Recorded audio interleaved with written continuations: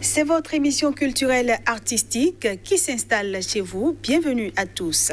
L'infidèle et les cocus est un véritable hymne à la femme. Et c'est à ce roman que nous nous intéressons pour ce numéro de votre émission culturelle artistique. L'auteur Vincent Dossou Sodjinou est docteur en médecine depuis 2001 et il s'est également spécialisé en santé publique. Il est déjà dans ce studio. Vincent Sodjinou, bienvenue. Merci et bonjour madame le journaliste. Et merci d'avoir accepté notre invitation. C'est un plaisir. C'est également un plaisir de pouvoir en savoir plus sur votre œuvre, L'infidèle et les cocus, qui est un roman qui s'intéresse à la vie de couple, à l'infidélité et à bien d'autres. Alors pourquoi avoir choisi ce thème? Merci. Ce thème, c'est un thème d'actualité parce que de plus en plus dans la société, c'est pas l'apanage du Bénin, mais dans la société contemporaine, l'infidélité conjugale devient de plus en plus fréquente.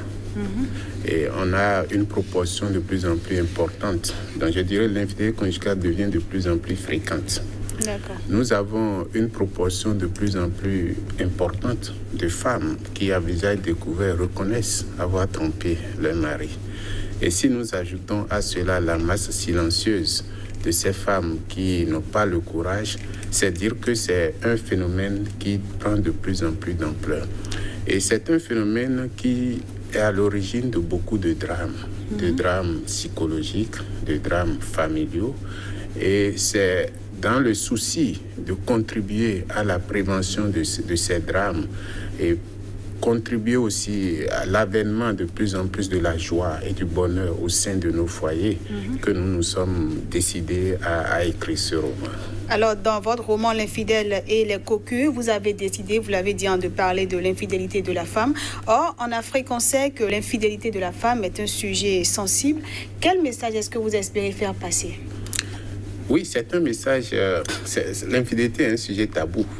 D'abord, en parler, c'est osé. Et beaucoup de personnes ont dit, pourquoi ce titre? C'est très osé. Oui. Et le message que nous voulons faire passer, c'est que l'infidélité ne tombe pas du ciel. C'est la conséquence d'une série de problèmes et de dysfonctionnements au sein de nos familles. Et ce roman vise à mettre la lumière sur les causes de l'infidélité, afin que chacun dans le foyer puisse en prendre conscience et savoir que par nos comportements, nous pouvons être à l'origine de l'infidélité conjugale, mais aussi par nos comportements, nous pouvons prévenir cette infidélité conjugale. Et en ressortant les causes, en décrivant des situations sensibles, profondes, qui ont été à l'origine de l'infidélité conjugale, nous voulons que les couples prennent conscience de leur rôle, surtout les hommes, prennent conscience de leur grand rôle dans la prévention de l'infidélité conjugale et dans la préservation de la dignité dans leur foyer. Alors, la force et l'originalité de votre roman, c'est que l'adultère de la femme, d'habitude dissimulé, est ici connu au grand jour. Mais quelles conséquences est-ce que cela a sur la femme? Cela n'a pas une conséquence sociale profonde sur la femme. Et parce que la femme dont il est question, c'est une femme dont tout le monde a juré à l'avance qu'elle ne pourrait jamais céder à une telle tentation. Et pourtant, elle y a cédé. Et lorsque tout le monde a pris connaissance des conditions dans lesquelles cela s'est passé, on a eu tous envie de lui donner raison. Sauf sa famille, qui s'est senti humilié, et c'est une situation fréquente dans nos familles. Ça fait pas honneur à nos familles qu'ils apprennent que leur fille a été surprise en flagrant délit d'adultère et autres. Mais au-delà de la famille, tous ceux qui ont suivi cette histoire ont tendance à donner raison à la femme. Alors, à la page 115, il est dit ceci. Adèle, au lendemain de sa discussion avec son mari cocu, rassembla ses effets et quitta le domicile conjugal. Elle est là un tassis et s'ébranla vers le domicile de ses parents, le cœur en proie à un double sentiment. D'un côté, la joie de s'être libérée de son triste mari.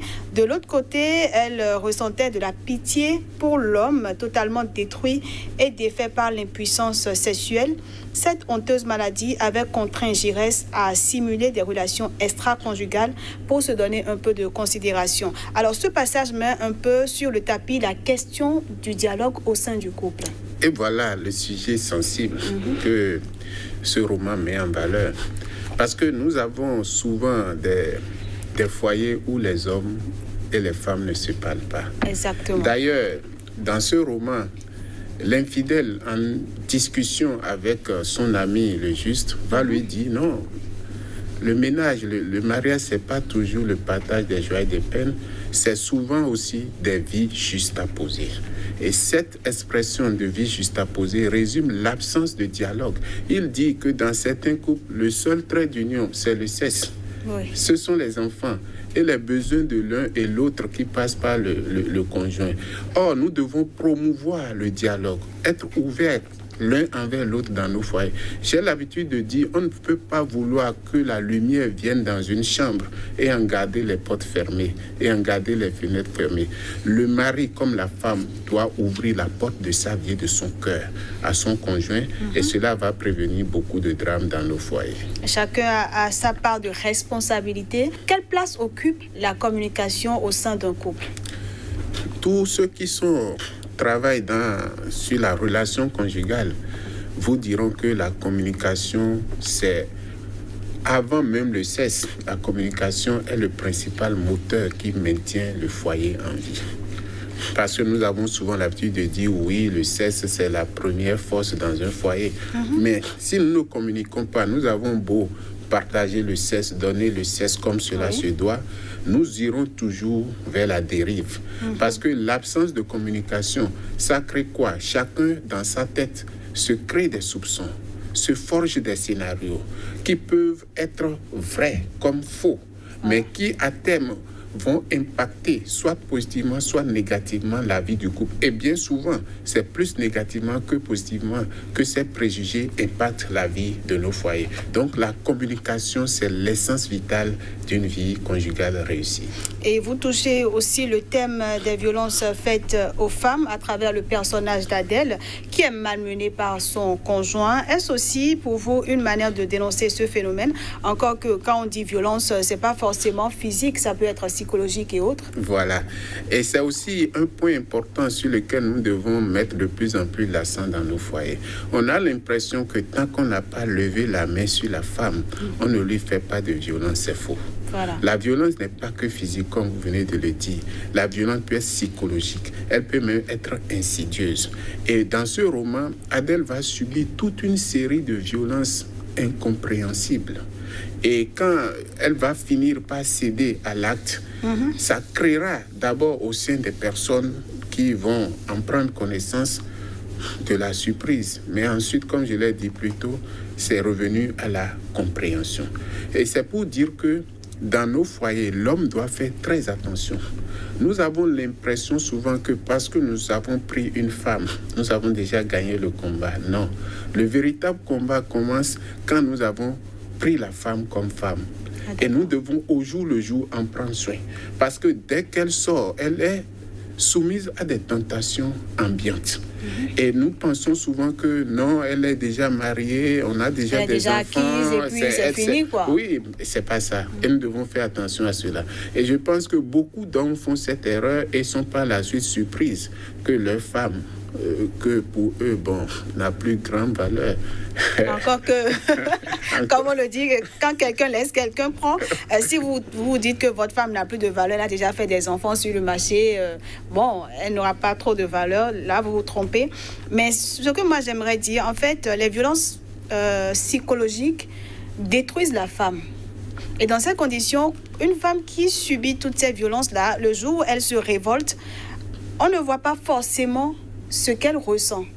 On lui jette tout le tort, on lui dit c'est toi la femme, c'est à toi de faire ci, c'est à toi de faire ça.